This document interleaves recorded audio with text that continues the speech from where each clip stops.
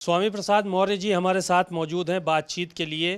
तमाम मुद्दे हैं जिस पर हम उनसे चर्चा करेंगे। सर, सबसे अहम सवाल ये है कि चंद्रशेखर आज़ाद का यहाँ पर लखनऊ में आगमन हुआ, एक बड़ी सभा किया उन्होंने, और उसके बाद उन्होंने आपसे मुलाकात की, आप उनसे मिले। क्या कुछ बातें हुई? क्योंकि उत्तर प्रदेश की राजनीति में एक हलचल ज़रूर नज़र आई आपकी मुलाकात के बाद।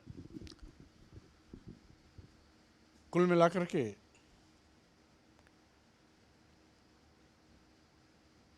यह मुलाकात मिशन के दो साथियों की रही है, क्योंकि बाबा साहब डॉक्टर भीमराव अंबेडकर का मिशन और मानवर कांशीराम का सामाजिक परिवर्तन आंदोलन को आगे बढ़ाना हमारा मकसद है। अपनी जनता पार्टी के माध्यम से मैं अपने इन महापुरुषों की मिशन को घर घर जन जन तक पहुंचाने का प्रयास कर रहा हूं, और यही कार्य आज़ाद समाज पार्टी के राष्ट्रीय अध्यक्ष श्री चंद्रशेखर आज़ाद जी भी कर रहे हैं। इसलिए यह मुलाकात मिशन के साथियों की रही है, मिशन के दो नेताओं की रही है। मिशन को आगे कैसे बढ़ाया जाए, मिशन को और कैसे मजबूती प्रदान की जाए, इस पर चर्चा हुई है। इसलिए इसको बहुत अन्यथा नहीं लेना चाहिए और इसको राजनीति के चश्मे से भी नहीं देखना चाहिए। मकसद है कि बाबा साहब डॉक्टर भीमराव अंबेडकर और मानव कांशीराम का मिशन रुकने न पाए, ठहरने न पाए, बल्कि नित्य नई ऊंचाइयों को छुए। इस अभियान में हम लोग लगे। आप कह रहे हैं हमने मिशन के तहत मुलाकात की, मिशन के दो साथी मुलाकात किए, लेकिन बहन जी को बड़ा नागवार गुजर गया चंद्रशेखर का लखनऊ आना और आपका चंद्रशेखर से मिलना। उन्होंने कहा बरसाती मेंढक आते हैं, बरसात जब होती तो आ जाते हैं टर टर करने के लिए। तो आप लोग मिशन की बात कर रहे हैं, वहाँ बरसाती मेंढक की बात हो रही है, बहन जी ने किया। बहरहाल अगर मिशन और मिशन के कार्यकर्ता या मिशन के नेता बहन जी को बरसाती मेढक लगते हैं तो मैं उनकी सोच की बलिहारी है। और आज बहुजन समाज पार्टी की दुर्गति मात्र इसलिए हुई है कि बहुजन समाज पार्टी जब तक बाबा साहब डॉक्टर अंबेडकर के मिशन और मानवर कांशीराम के सामाजिक परिवर्तन आंदोलन पर चल रही थी, लगातार 4 बार सत्ता में आई है। जब से बाबा साहब डॉक्टर अंबेडकर का मिशन और मानवर कांशीराम के सामाजिक परिवर्तन आंदोलन से बीएसपी ने नाता तोड़ा, आज बीएसपी खत्म हो गई। इसलिए बहन जी को खुद इस बात का आकलन करना चाहिए वो कहाँ थी, कहाँ हैं, और साथ ही साथ जो बहुजन समाज पार्टी कभी पहाड़ जैसी पार्टी थी, आज लुप्त प्राय हो गई है, जीरो हो गई है, खत्म हो गई है। आखिर इसका कारण क्या है? इसलिए हम लोग पहले जब बीएसपी में थे,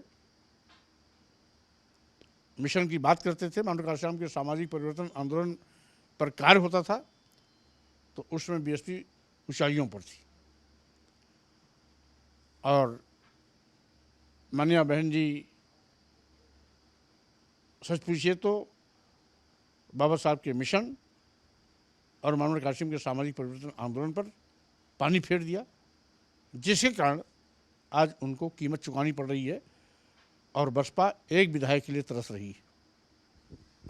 दलित वोट बैंक की राजनीति सभी दल कर रहे हैं, भारतीय जनता पार्टी हो, समाजवादी पार्टी हो, सब अपने मिशन में लगे हुए हैं। जैसे आप लोग मिशन की बात कर रहे हैं, वो अपने मिशन में लगे हुए हैं।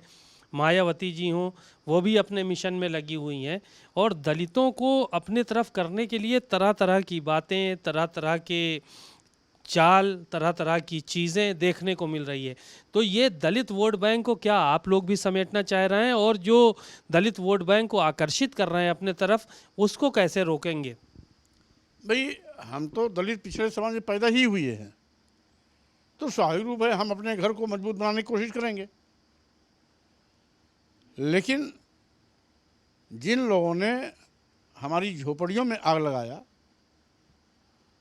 हमारे लोगों के सिर पर पेशाब किया, शरीर में मलमूत्र लगाया, हमारे बैठने से कुर्सी को गौमूत्र से धोया, गंगा जल से धोया, वो दलित पिछड़ों की हितैषी कब से हो गए? जो दलितों पिछड़ों पर जुल्म जातीय अत्याचार करना अपना धर्म समझते हैं, जो धर्म के नाम पर हमें, जाति के नाम पर, धर्म के नाम पर हमें गाली देते हैं, हमें अपमान करते हैं, शूद्र कह करके हमें जानवर से बदतर जिंदगी जीने के लिए मजबूर करते हैं, वो हमारे हितैषी कब से हो जाएंगे?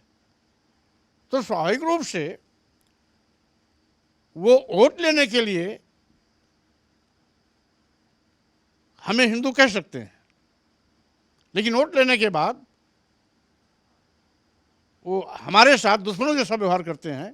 यही कारण है कि भाजपा जब से सत्ता में आई है, अनुसूचित जाति, अनुसूचित जनजाति और पिछड़े वर्गों का आरक्षण जो भारतीय संविधान प्रदत्त है उसको शून्य कर दिया, निष्प्रभावी कर दिया। अगर दलित आदिवासी पिछड़े को भाजपा के लोग हिंदू मानते होते तो उनका आरक्षण कभी खत्म नहीं होता, कभी शून्य नहीं होता, कभी निष्प्रभावी नहीं होता। आज संविधान की कसम खाने के बावजूद भी संविधान बदलने वाले अपने मंसूबे में जब कामयाब नहीं हुए तो संविधान की व्यवस्था के साथ छेड़छाड़ कर रहे हैं और आरक्षण व्यवस्था को शून्य निष्प्रभावी कर रहे हैं, जो उनके घटिया सोच को प्रदर्शित करती है। एसटी और एससी एसटी ओबीसी के लोग इनके इस कुकर्म को अच्छी तरह देख रहे हैं। आप शूद्र की बात करते हैं कि हमको शूद्र समझते हैं, जो अब दलितों के हितैषी होने की बात कर रहे हैं हमको, तो क्या शूद्र हिंदू नहीं है, ये मान के चलें? अगर ये हमको हिंदू मानते तो हिंदुओं के राजनीति करने वाले लोग, हिंदू राष्ट्र की मांग करने वाले लोग अगर हमें हिंदू मानते होते तो हमारा आरक्षण शून्य निष्प्रभावी नहीं किया जाता। आज आरक्षित वर्ग के चयनित अभ्यर्थियों को इंटरव्यू में नॉट फाउंड सुटेबल कह करके बैरंग वापस कर दिया जाता है। 69,000 शिक्षकों की भर्ती में 18,000 आज भी आरक्षित वर्ग के चयनित अभ्यर्थी नियुक्ति पत्र पाने से वंचित रहे, ददर की ठोकरें खा रहे हैं। माननीय उच्च न्यायालय, सर्वोच्च न्यायालय के आदेश के बावजूद भी अभी उनको न्याय नहीं मिल पाया। यही नहीं, अभी अभी बीएचयू में एक शेड्यूल कास्ट का लड़का, खटिक समाज का लड़का, पीएचडी एंट्रेंस एग्जाम में यूनिवर्सिटी बीएचयू का सेकंड टॉपर लड़का, जब बीएचयू में पीएचडी एडमिशन लेने गया तो प्रोफेसर ने उसको ये कह के बैरंग वापस किया कि जाओ जूते में पॉलिश करो, तुम पीएचडी करके क्या करोगे। इस पर वो लड़का धरने पर बैठ गया। हमने भी सोशल मीडिया के माध्यम से उसका साथ दिया। 10 दिन तक लगातार जब सोशल मीडिया पर लगातार उसको लोग साथ देने वाले की संख्या बढ़ती गई तो 10 दिन के बाद यूनिवर्सिटी का प्रशासन घुटना टेका और उसको मानमंडल करके ले जा करके एडमिशन कराया। तो जो इस तरीके से भेदभाव कर रहे हैं, संविधान द्वारा दिया गया आरक्षण को शून्य निष्प्रभावी कर रहे हैं, चयनित अभ्यर्थियों को नॉट फाउंड सुटेबल करके बैरंग वापस कर दे रहे हैं। यही नहीं, लिटरल एंट्री के नाम पर माननीय प्रधानमंत्री जी ने 340 साइज बनाए, उसमें एक भी schedule caste, schedule tribes, backward का व्यक्ति नहीं है। तो कैसे मान लिया जाए कि भाजपा के लोग दलित आदिवासी पिछड़े को हिंदू मानते हैं? कैसे मान लिया जाए? केवल वोट के लिए हिंदू मानते हैं, अपने स्वार्थ के लिए हिंदू मानते हैं। लेकिन जब एससी एसटी ओबीसी के हित की बात आती है तो उस समय एससी एसटी ओबीसी इनका नंबर 1 का दिखाई पड़ता है और इसीलिए उसको धन धरती शिक्षा से वंचित करने की लगातार कोशिश की जा रही है। आरक्षण आरक्षण शून्य किया जा रहा है और विश्वविद्यालयों में नॉट फाउंड सुटेबल कह करके उसको वापस किया जा रहा है। अन्य चयन प्रक्रिया में लिखित परीक्षा में सामान्य से ज़्यादा मेरिट पाने के बावजूद भी नॉट फाउंड सुटेबल कह करके इंटरव्यू में वापस किया जा रहा है। ये भेदभाव नहीं है क्या? तो स्वाभाविक रूप से भाजपा केवल दिखावे छलावे की राजनीति करती है। मुंह में राम बगल में छुरी, ये भाजपा का चरित्र है और भाजपा के चाल चरित्र चेहरे को इस देश के दलित आदिवासी पिछड़े अच्छी तरीके से समझ लिए हैं। इनके किसी भी षड्यंत्र में अब आने वाले नहीं हैं। बकरीद का त्यौहार आ रहा है, तमाम चीज़ें हो रही हैं। भारतीय जनता पार्टी के कुछ नेता, कुछ विधायक कह रहे हैं कि अब की बकरीद में बकरा न कटे, कद्दू काट के लोग जो है वो बकरीद मना लें मुसलमान भाई। अब भारतीय जनता पार्टी सारे संवैधानिक मर्यादाओं को तार तार कर रही है। अभी अभी माननीय मुख्यमंत्री जी ने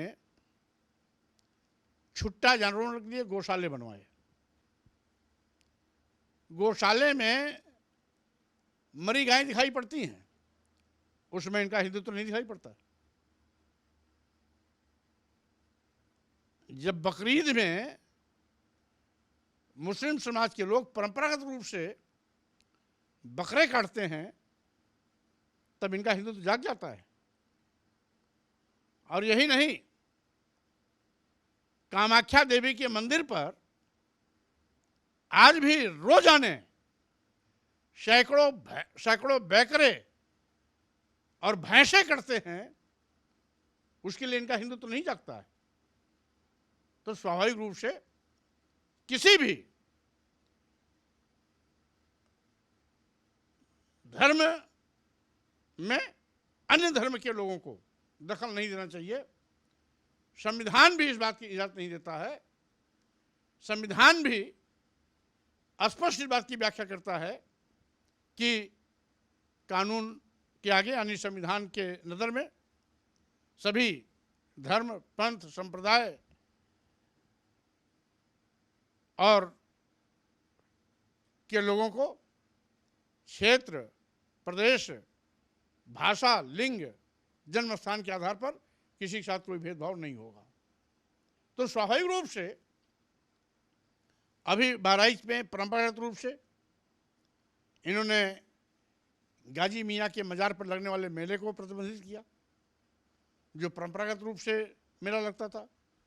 हिंदू मुसलमान सभी जाते थे उस पर, केवल मुसलमान का वो त्यौहार नहीं होता था, हिंदू मुसलमान दोनों मनाते थे। उस समय इनका हिंदुत्व जग गया। अब बकरीद आया तब इनका हिंदुत्व जग गया। अगर हिंदुत्व जगना ही है, अगर जीव हिंसा पूरी तरीके से खत्म होनी है, तो इसका अभियान कामाख्या मंदिर जी से शुरुआत होनी चाहिए, जहां पर नित्य रोजाना सैकड़ों बकरे और भैंसे करते हैं। वहां से इस बंदी का अभियान शुरू होना चाहिए। अब्बास अंसारी सुहेल देव भारतीय समाज पार्टी से विधायक थे, उनको 2 साल की सज़ा होती हेट स्पीच के मामले में, और उसके बाद संडे के दिन सचिवालय खुलता है और उनकी सीट को रिक्त घोषित करने के लिए चिट्ठी जारी की जाती है। ये जो व्यवस्था देख रहे हैं, इसको कैसे देखते हैं? सीधे सीधे लोकतंत्र की हत्या है। और जो उनका बयान अभी तक संज्ञान में आया है, वो हेट स्पीच की परिधि में आता ही नहीं। और फिर अभी तो माननीय उच्च न्यायालय, सर्वोच्च न्यायालय के दरवाजे खुले हैं, इसलिए इतनी जल्दी क्या है? अभी